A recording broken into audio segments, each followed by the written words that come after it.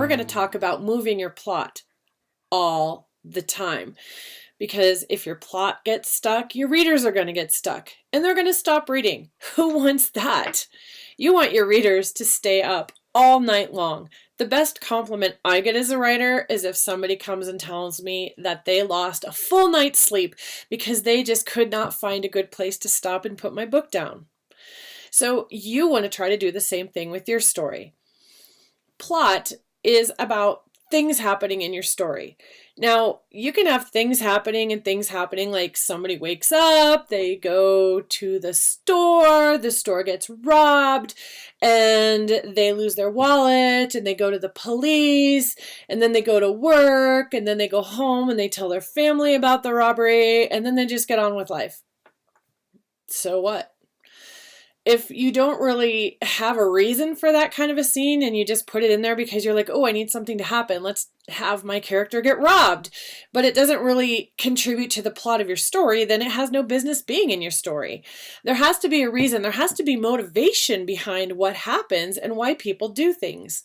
For example, in my book Spin, and I have this in the blog post, I carry conflict between my characters into the biology lab where they are dissecting a fetal pig. Now, if I just had them dissecting a fetal pig, that would kind of be boring and pointless. Okay, yeah, high school kids, if they're in AP biology, dissect things.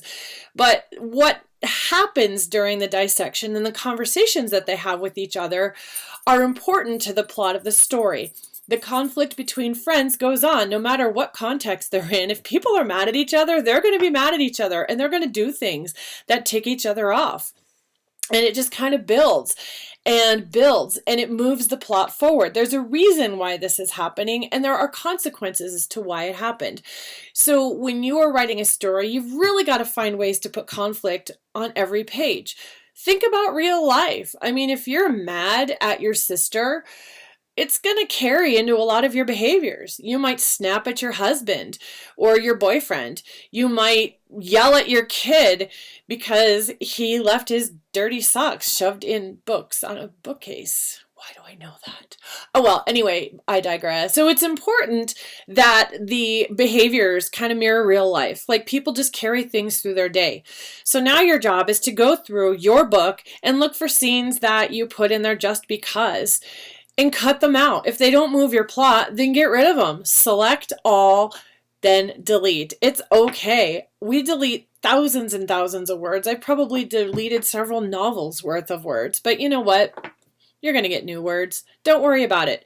So go through your manuscript and make sure that everything that you have on that page contributes to the motion of your plot. If your plot stops moving, your readers are going to stop reading. With pen to paper, this is Darcie.